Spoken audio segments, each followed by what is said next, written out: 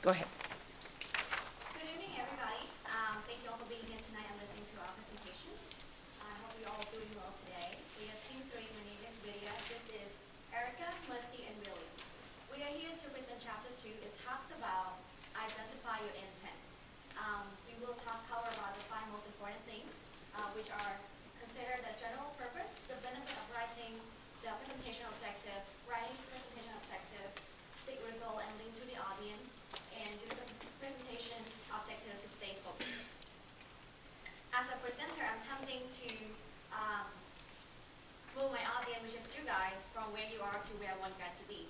At first, it might be hard to convey my point, but if I use the focusing tool called presentation objective, it will be able to clarify my goal. Before focusing on the presentation objective, I need to consider how I'm going to communicate with or to you guys. There's two types of communicator.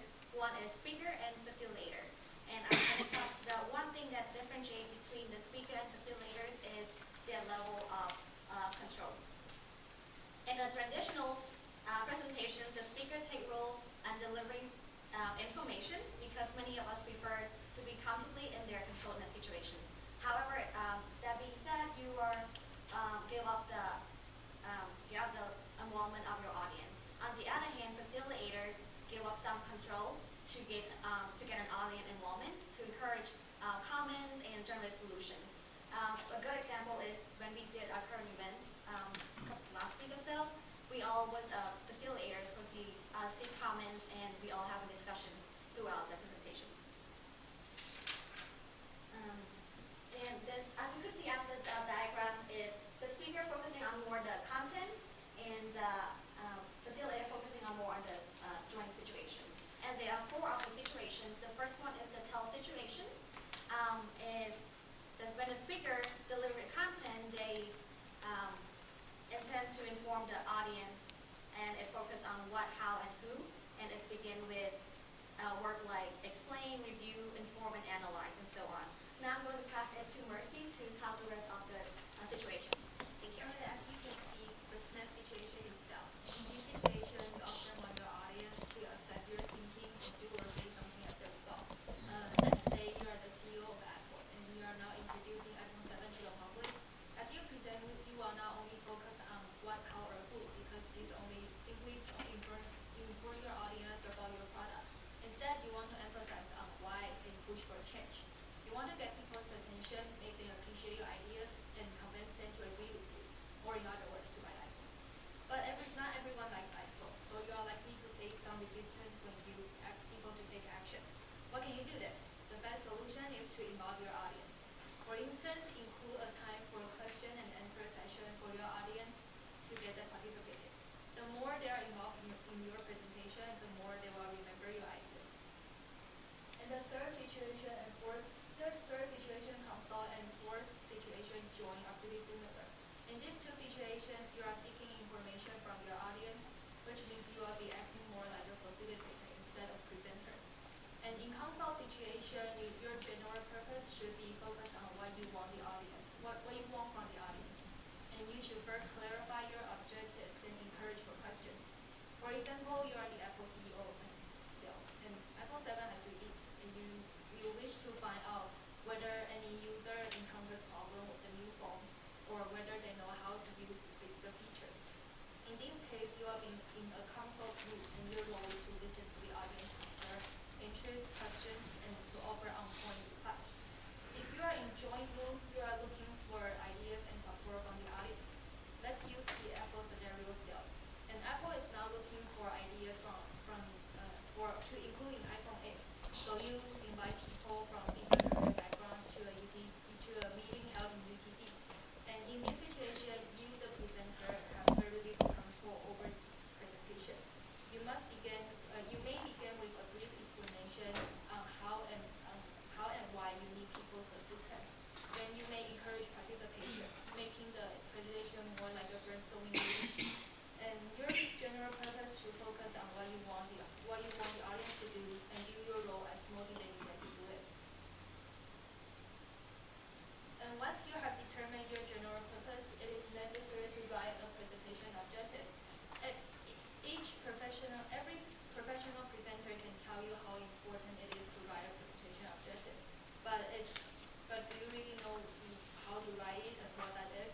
For example, if I am an accounting professor, and then one night I go to my class and tell my students, tonight my objective is to educate you about accounting. But this sentence doesn't really help me structure my presentation or my PowerPoint. But looking from the bottom picture, you will see these are very clearly described, and then I can just look at this picture and then make my PowerPoint according to this picture. So a presentation objective is not a big statement for a presenter goal. It should be statements that keep you on track and as you put together and deliver your talk. An effective presentation should, one, save you time by preventing you from researching the topics that you won't even mention it, or from making extra slides. And two, provide clues on how to open and close your talk.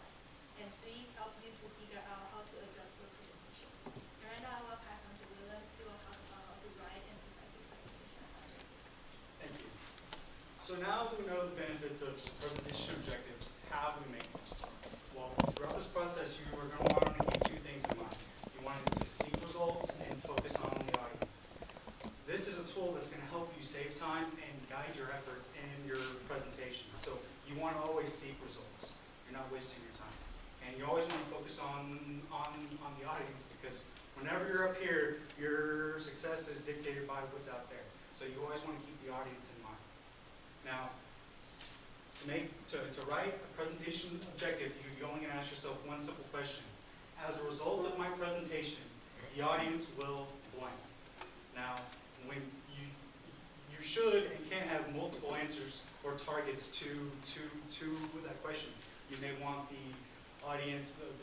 audience will feel something, like a inspirational halftime speech at a sporting event. Or you may want the audience will think something, like a TED Talk might want to make you think of something old in maybe a different way.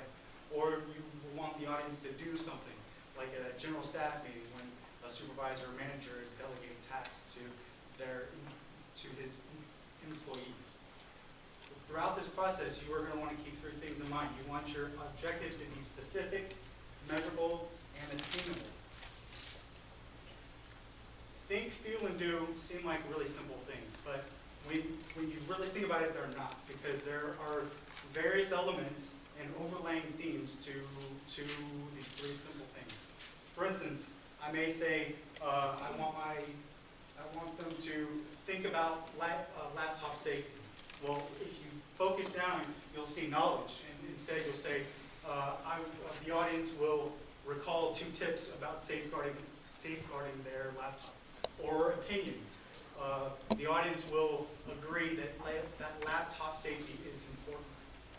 Feel. You could say, I want the audience will feel positive about our future. Well, attitudes would be willing to assist a new employee in maybe a training process. Or emotions. The audience will be proud of our sales goal met for the quarter. And most importantly, do, which the majority of presentations you want actually to be taken.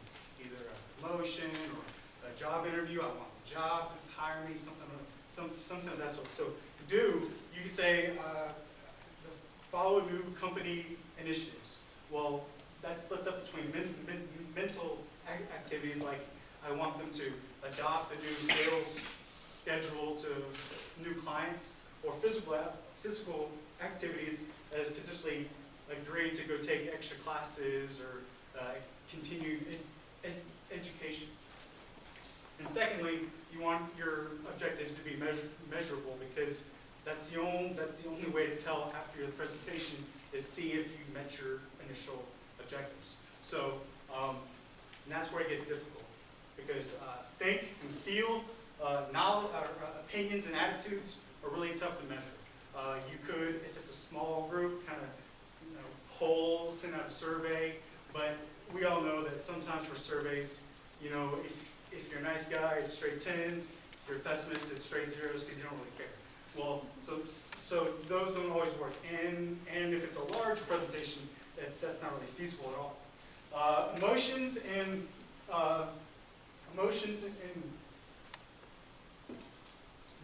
feelings.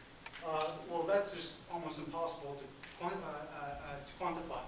where actions are. So actions are the do are the easiest objectives to measure. And lastly, you want them to be attainable because you're not wasting your time. I'm not going to, the audience will throw $100 bills in my face. That's not attainable, so that would be a waste of time. So lastly, you want to critique your potential targets. You're going to list them, look at them, rank them in what's the most important, maybe how they relate to each other, how difficult they are.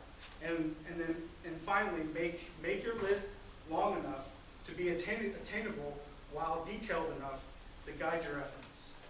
Now Erica will explain how the presentation objective will be used to stay focused. It is important to have a presentation objective, for doing so will help you to facilitate the flow of your presentation throughout the beginning, throughout the process of making your presentation from beginning to end. You want to identify your presentation's objective before you can start researching your presentation topic. This will reduce wasting time researching unnecessary information, but you do want to keep in mind that your audience and your intent of and the intent of your message will modify your objective a little bit, and you have to be flexible with this. But so it's important to be flexible, knowing that your objective could slightly change. If you're having trouble completing the presentation's objective, there are a couple of tools available, such as a mind map, which we have an example here of it.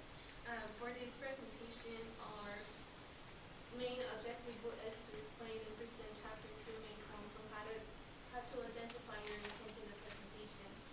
And our two objectives would be to explain how to create a presentation objective, and explain how to use the presentation objective as a tool to stay on track and deliver the presentation. So, and as you can see, there are two benches to that sub-idea, and that's how you plan how to actually deliver your objectives in the presentation, which will contribute to delivering an effective presentation for your main subject, which would be, in our case, would be explaining the main point of Chapter 2.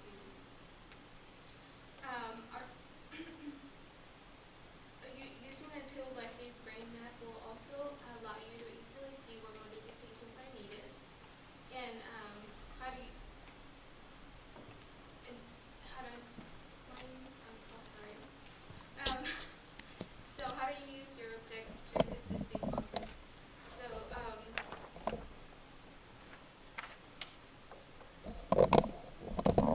okay, so the presentation objective will help you identify the tasks needed as you discover new information in your research, and consider the presentation's objective while preparing your opening and closing, since these are the most remembered parts of your presentation. The use of the attention getter techniques and visual aids should help identify the message and relate to your presentation's objective. Your presentation's objective will also help you determine what to take out of your presentation.